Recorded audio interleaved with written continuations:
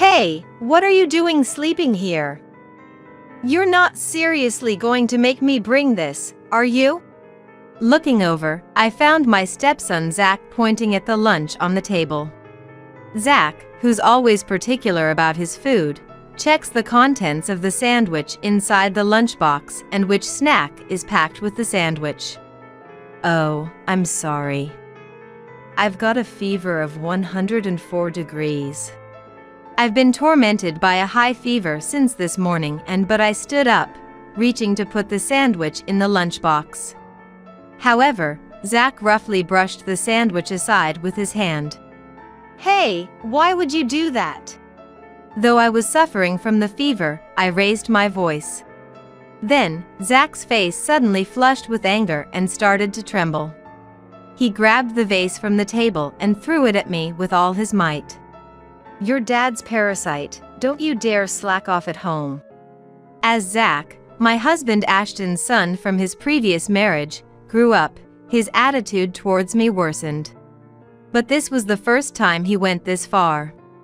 I staggered but managed to dodge the vase thrown by Zach. He must have been really upset to be scolded by me. I can't forgive him, but I'm too sick to deal with Zach right now. I feel like I could collapse at any moment because I'm feeling so unwell. Enough is enough. Suddenly, I hear a shout from behind me. It's unmistakably Ashton's voice, and I thought the scolding was directed at me. I had told Ashton about feeling unwell last night. It's too much, just because lunch was only a simple sandwich. When I timidly turn around, there stood Ashton. Looking furious like never before, his shoulders shaking with anger. At Ashton's feet lay the shattered pieces of the vase thrown by Zach, wetting the floor. Zach looks at me with a serves you right expression upon Ashton's entrance. Just as Zach starts to smirk and opens his mouth, an unexpected word comes out of Ashton's mouth. My name is Tracy. I'm a 49-year-old housewife. I married my current husband Ashton when I was 42. It was my first marriage, but for Ashton, this was his second. I met Ashton at my previous job. I was doing clerical work at the company, and Ashton, who frequently visited as a salesman, became an acquaintance. I've always been shy around people, but as I talked with Ashton, who was serious and honest, I was drawn to his character. Ashton had a son from his previous marriage. I was surprised when I learned that such a serious person had been married before. Could it be that even for someone like him, a marriage could fail? That's what I initially thought, but after hearing the details from Ashton, I felt sympathy. Ashton's ex-wife was quite the partier, and the divorce was caused by her infidelity. Even though he knew about her bad habits during their relationship, Ashton believed they would change. However, no matter how hard Ashton tried, the outcome didn't change. Despite saying I won't do it again, his ex-wife cheated repeatedly. Even after their son was born, her bad habits didn't stop, and Ashton finally decided to divorce. He couldn't leave his son with such a mother, a tough decision indeed. Ashton dearly loved the son he had with his ex-wife, who he used to be deeply in love with. The son's name is Zach, and he's now 21 years old, attending college. Though there's no blood relation between me and him, he became my son when I married Ashton. I had been introduced to Zach several times during our dating period. The first time I met Zach, he was 10 years old. Since it was a very sensitive issue, Ashton and I took our time to talk to Zach about it. No matter how much we loved each other, if Zach rejected us, that would be it. Being a primary school student, it was difficult for him to understand everything. To be honest, it didn't seem like it was such an important matter to Zach. Without any rejection, Zach became my son. However, once we started living together, Zach's troubles became apparent. Ashton is a businessman working in sales at a major insurance company. He's serious by nature and has been raising Zach alone since his divorce from his ex-wife. While raising a child, he also managed to do his job well at the company, eventually becoming an executive. Ashton worked hard for Zach's sake, ensuring that Zach could live a life without experiencing any misfortune. But raising a child alone has its limits, even for a father. After work, it often got late, or I ended up leaving Zach alone. Though my parents-in-law live not too far away, Ashton, being the serious type, didn't like relying too much on them. That inevitably led to him being overly indulgent with Zach. He compensated for not being able to spend much time with him by buying him various things and spoiling him. Seeing this, Zach grew cunning. He knew that by acting good in front of Dad, he could get anything he wanted. He became increasingly adept at committing misdeeds without the adults around him noticing. That was precisely how he was acting when I first met Ashton. For Zach, my presence was nothing but an annoyance. He probably thought that having a new mother figure would take away his freedom. Yet, he didn't oppose our marriage because he saw me as an outlet for his stress. Even as a child, he exploited my delicate position. Before we were married, I was a guest, and Ashton prioritized me. But once married, we were family. Zach understood this too well, knowing that Ashton would put his blood-related son first. Whose words would Ashton believe first, mine or Zach's? Once the three of us started living together, Zach's attitude towards me changed drastically, and the harassment began. I was prepared for some rebellion from a boy in elementary school, but since Dad's feeding you, it's only natural you take care of me, right? What I say goes, so get used to it. The first time Zach said such abusive words to me, I was furious. Those aren't words a child should say to a parent, and it shouldn't be allowed. Zach, do you understand what you just said? Even if it was a joke, there are things you shouldn't say. Think about why Mom is angry. Zach listened to my words with a smirking face. Rather, he seemed to enjoy being scolded. It was eerie to see Zach smirking through my serious scolding. He understood his position as a stepson and how we might be seen by society. Having had little to do with children before, I was appalled by how cunning he was. I never imagined a child could say such things. That night, when Ashton came home, I told him about the incident with Zach. The unnaturally mature behavior, the abusive words towards me. I was nearly in a panic, but made sure to convey everything to Ashton. However, contrary to my feelings, Ashton's thoughts were exactly as Zach predicted. Zach said that to you? No way. Aren't you exaggerating a bit? Zach isn't the kind of child to say such things. Ashton didn't take my report seriously and refused to believe Zach's abusive words. No matter how much I insisted, Ashton's reaction didn't change. On the contrary, he was irritated by my persistence. Tracy just doesn't like Zach because he's not her real son, he implied without saying it outright, but it was apparent in his actions. Let's drop this subject. You used to care so much about Zach before we got married. I'm disappointed in you. Ashton said that inside deeply. I didn't want to hear such words from Ashton. Despite everything, I was seriously engaging with Zach. I no longer thought of him as someone else's child. But from Ashton's perspective, it seemed I was seen that way. Ashton's words crushed me. Saying any more would only worsen our relationship. I felt that and gave up on discussing about Zach any further. Zach, who had been watching secretly, grew confident from the situation. Dad really does believe in me, he concluded with deep conviction. Still, there were times when my patience ran out. If this continued, Zach would grow up to be a terrible adult. I was afraid of ruining my relationship with Ashton, but each time I scolded Zach and consulted Ashton. However, the result was always the same. I even directly asked Zach several times, but he dismissed it. I would never say such a thing to Mom, right? It must be a misunderstanding or you misheard. Maybe Mom just feels that I'm in the way. Zach exploited my position, using it to wedge himself into Ashton's affections. If things continue this way, Zach will keep having his way, and eventually, irreversible cracks will form in my relationship with Ashton. The parental instinct to do what's best for Zach started to be suppressed deep down. I tried to refrain from interfering in Zach's actions as much as possible, and even kept my emotions in check. I didn't want to resort to such thinking, but Zach would eventually leave this home, and I just had to endure until then.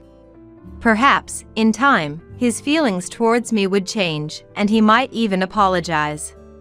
In my daily interactions with Zach, I knew the likelihood of that happening was almost nil.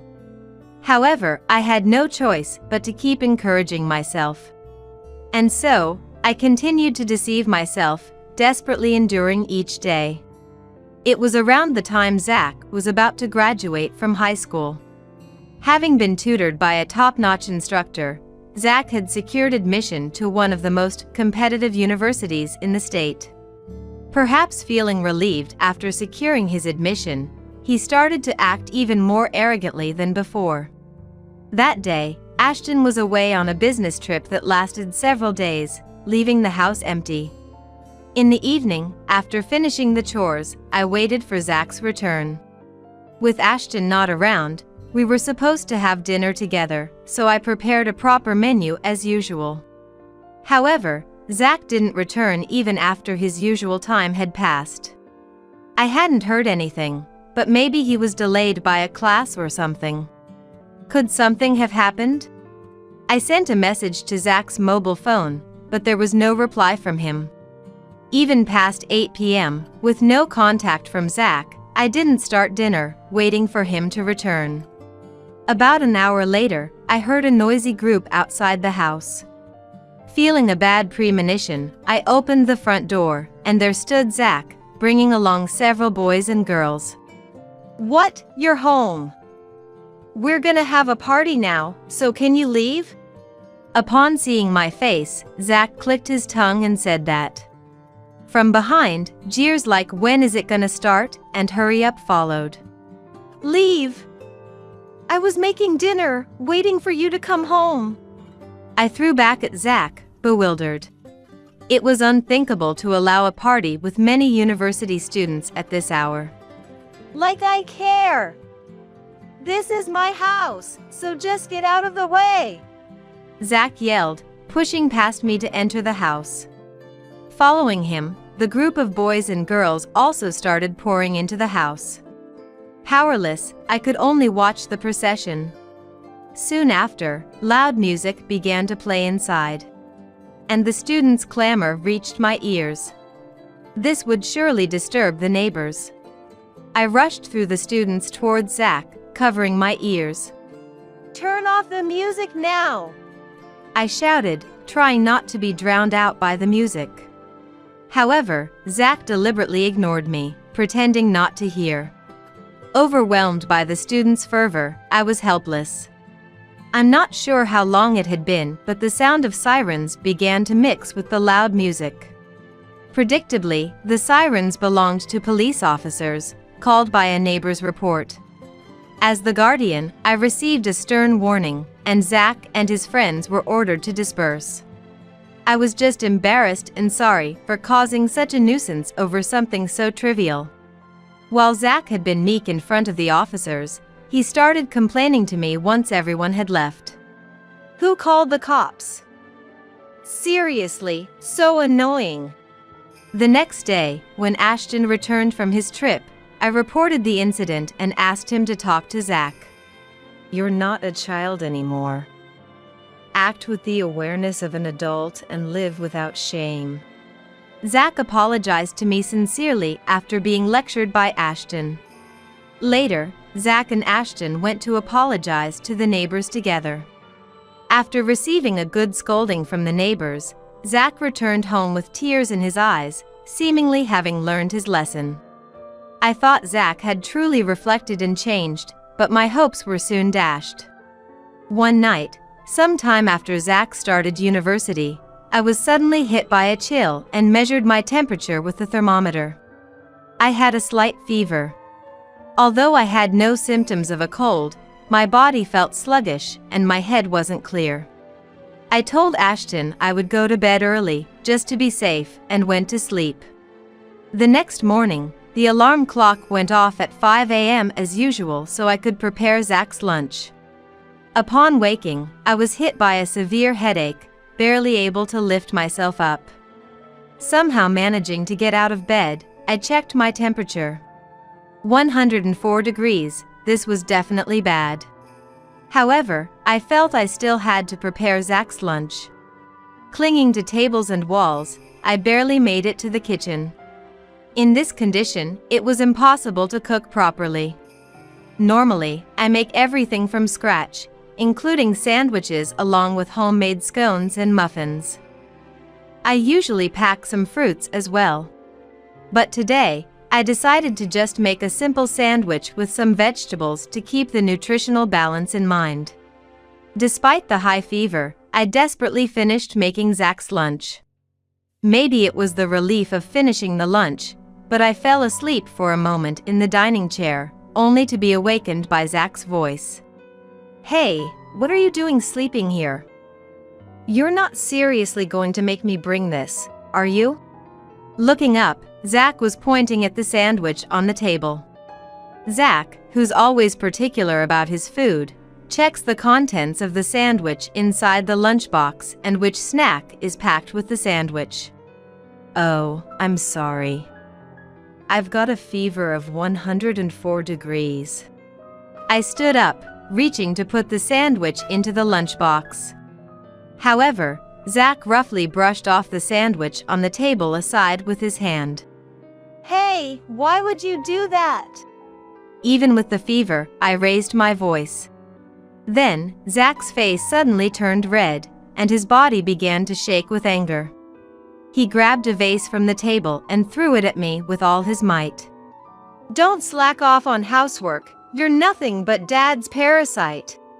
I staggered but managed to dodge the vase thrown by Zach. He must have been really upset to be scolded by me.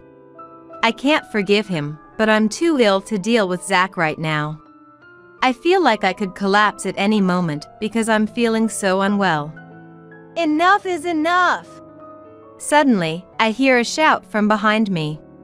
It was undoubtedly Ashton's voice, and I thought the scolding was directed at me. I had told Ashton I was feeling unwell last night. This is too much, just because I made a simple lunch. When I timidly turned around, there stood Ashton. Looking furious like never before, his shoulders shaking with anger. At Ashton's feet lay the shattered pieces of the vase thrown by Zach, wetting the floor. Zach looked at me with a serves-you-right expression upon Ashton's entrance. Just as Zach starts to smirk and opens his mouth, Ashton shouted again. "Zach, I'm talking about you!" Zach stopped in his tracks at Ashton's angry voice, unable to comprehend Ashton's reprimand. "Huh? What are you talking about? Dad?" Zach was visibly shaken, his body trembling. Looking as if he might cry, staggering towards me. "You have a fever. Tracy, you should be resting." Ashton, still glaring at Zach, approached me and told me so. Unable to grasp the situation, I too stood frozen, unable to move. Then, Ashton gently placed his hand on my shoulder. "Just leave this to me." I cautiously looked up at Ashton's face and slowly nodded. There was no sign of resentment or anger in his gaze. If anything, his eyes conveyed regret and apology. Supported by Ashton, I managed to sit down on a nearby chair. While I sat down with Ashton's help, Zach, unable to hide his disturbance, was mouthing words as if wanting to say something. "Thank you." After seating me, Ashton began to ignore Zach and started cleaning up the broken vase pieces scattered on the floor. After gathering the shards, he carefully wiped the wet floor and picked up the flowers that were miserably scattered around. The flowers I had bought had their petals scattered from being thrown. Ashton carefully placed a few flowers into a cup filled with water. During this time, Zach was so overwhelmed by the somber atmosphere that he couldn't say anything. He seemed to understand what was coming next. As Ashton turned back to face Zach, his eyes were again filled with fierce anger. "You're no longer a child of this house. Do you understand what you've done to Mom?" Ashton muttered sternly while glaring at Zach. The kitchen fell silent, with Ashton's heavy words echoing. "Wait, Dad, what are you talking about? Stop with the bad jokes. They're not funny." Sensing Ashton's intention, Zach, though panicking, tried to respond jokingly. "Pack your things and leave immediately." Ignoring Zach's remarks, Ashton said this quietly before placing his hand on my shoulder in shock. "Come on, lie down in bed." I nodded silently and then went to the bedroom with Ashton's support. As I lay down, Ashton covered me with a blanket. "I'm sorry for everything up to now. I sensed he was looking down on you, but I never imagined he was acting like that behind my back. Tracy, you kept quiet for his sake, didn't you?" Ashton's voice trembled as he repeated "I'm sorry" several times. "After you rest a bit, we'll go to the hospital." Ashton was visibly shaken and disturbed, but after a while, he said this and left the room. The kind words from Ashton, whom I thought would blame me, filled my heart. It wasn't just Zach he loved, he had been loving me properly as well. Ashton was struggling in his own way, watching over me. Despite the severe fever making my body ache, the pain was forgotten as a glimmer of hope started to shine in my heart. After Ashton took me to the hospital, the diagnosis was a high fever due to overwork. I was told to rest easy for a while, and then I started recuperating at home. When we returned home, Zach was still walking around with a big bag, seemingly in disbelief. He continued packing while watching Ashton, but Ashton didn't even look at Zach. After a while, Zach seemed to give up and left the house.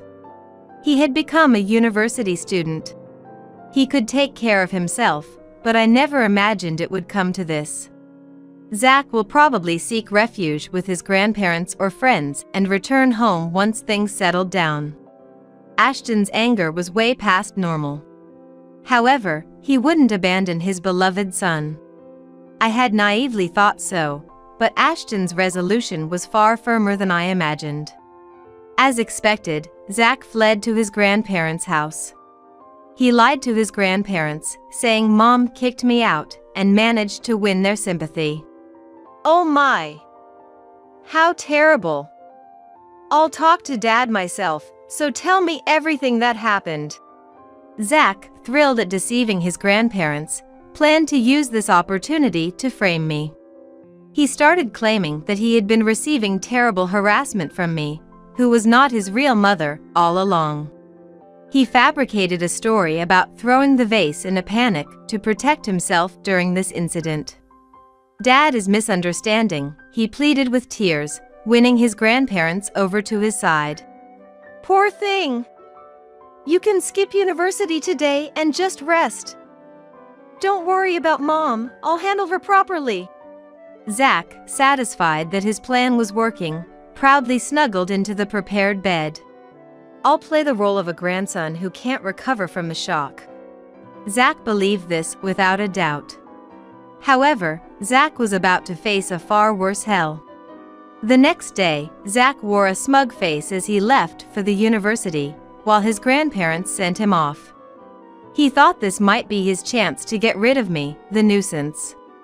He had been using everyone to his advantage so far, thinking it was about time. Everything seemed to be going according to his plans, but as the lecture started, his belief crumbled with a noise. Zach, I received a notice of withdrawal from the university by your dad yesterday. The instructor, recognizing Zach, said this with a troubled look. The room started buzzing at those words. What? What do you mean? That can't be right. Must be some mistake. With Zach's desperate plea, the instructor said he would check and left the classroom. Zach tried to respond confidently to the gazes from around him. Don't worry, it's gonna be fine. The teacher must have confused me with someone else. Making a fuss over nothing. Yet, a bad premonition ran through Zach's mind. No way, he wouldn't go that far. When the instructor returned, he told Zach straightforward. There's no mistake. Zach, your withdrawal has been processed. With the instructor's words, the room buzzed even more, and Zach was engulfed in despair. Filled with embarrassment, Zach's face turned red, and he dashed out of the classroom. This can't be happening. What's going on? Racing down the long corridor, Zach muttered complaints under his breath. Why dominated his thoughts, slipping out unintentionally. He pulled out his mobile phone to call Ashton. However, Ashton had blocked his calls, leaving Zach unable to connect. Panicked, Zach hurried towards his grandparents' house.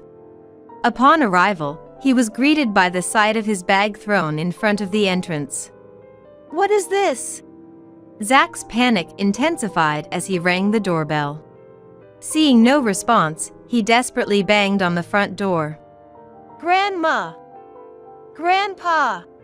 He pleaded with tears in his voice, but there was no answer from inside. In that moment, Zach realized he had been betrayed by his grandparents.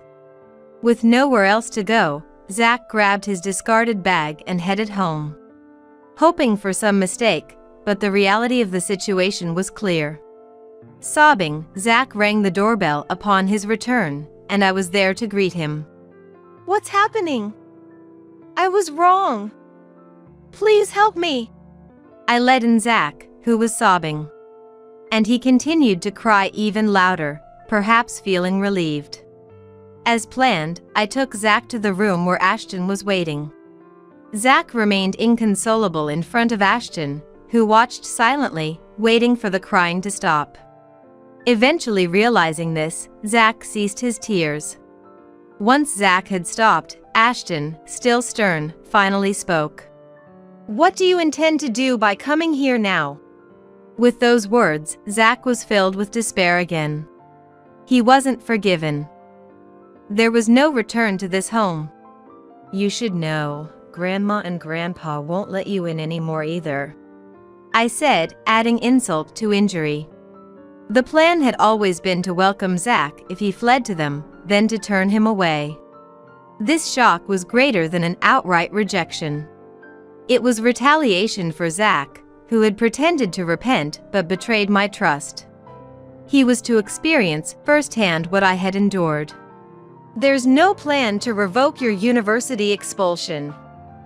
If you want to continue, figure out the tuition yourself. The expulsion was Ashton's decision, not something I had considered. It was to ensure Zach faced the consequences of his actions. Before marrying Tracy, I might have made you feel neglected. That's why I prioritized you over her. You were always good in front of me, and I believed you were repentant for your mistakes. Despite knowing better, Ashton had indulged Zach excessively. Feeling sorry for him losing his mother and trying to compensate. But Zach's continuous disrespect and the vase-throwing incident were the last straw for Ashton. In a way, Ashton blamed his own upbringing for Zach's repulsive character. Unable to forgive the years of suffering Zach had caused me, Ashton had no choice but to believe in the harsh reality. Taking everything from Zach and casting him aside was also a punishment for Ashton himself. So, I can't get help from you anymore? I can't make it on my own. Zach pleaded tearfully, but Ashton's mind was made up. As a small mercy, Ashton handed Zach a month's worth of living expenses.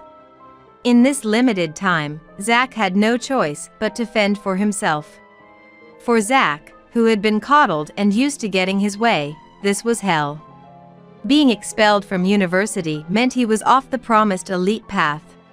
Cut off from his parents and grandparents, he had to navigate life alone.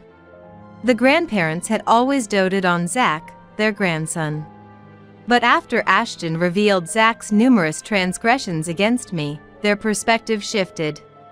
No matter how beloved, some actions are unforgivable. At first, the word disownment seemed to baffle them a bit. But with Ashton's firm resolve and considering Zach's own situation, they cooperated. That very day, Zach rented a room in an old, dingy apartment where he could afford with the little money he had. The bath and toilet were shared, and the room was covered with thin, grimy walls. If he ever made noise with a large group of friends like before, he would be kicked out immediately. Staring at the little money he had left, Zach shed tears. He had lost his home and his family. His friends, who had always enjoyed Zach's generosity, were gone, having only used him. Zach, always unreasonable and lacking common sense, had kept his friends around with money. Now without any support, his future was bleak. He had never worked part-time before, relying on his parents for all his social expenses. Could someone as spoiled as him even manage to work? To survive, he had to find even the most grueling jobs. Thinking about this, Zach couldn't stop the tears from flowing. A year had passed since Zach left our home. Ashton started to put me first again, like when we first met. For about 10 years, everything had revolved around Zach, so we were reclaiming our relationship. I no longer had to ponder over Zach, allowing me to purely enjoy my relationship with Ashton. I'm truly sorry for all the hardship I've caused. I became blinded by my love for my son. I had never voiced it, but whenever Ashton criticized my statements about Zach, I would become physically ill from the stress. Being attacked on the point of having no blood relation felt like exploiting a vulnerability. Legally, he was my son, but that was one aspect I couldn't change. I felt devastated, as if being targeted for an unavoidable weakness. Now, Ashton and I can talk about it because Ashton himself always had this sensitive issue in the back of his mind. Not in a bad way, but he had decided never to mention it to me. Knowing how much it troubled me, Ashton began apologizing whenever possible. Zach's departure seemed to have freed us from various entanglements. Whether he knew it or not, Zach started sending letters periodically. They weren't about wanting to mend our relationship, but rather updating us on his situation. Perhaps it was his way of apologizing. Since that day, he has been desperately looking for work, sustaining his days through manual labor. Although Ashton says nothing, he seems somewhat relieved by these letters. We won't reach out anymore, but it's eased our minds. It's difficult for us to have children at our age, but it seems we can live harmoniously as a couple. There were more hardships than happiness, making everyday survival a challenge. But now, I can walk through my life, a bright and joyful one.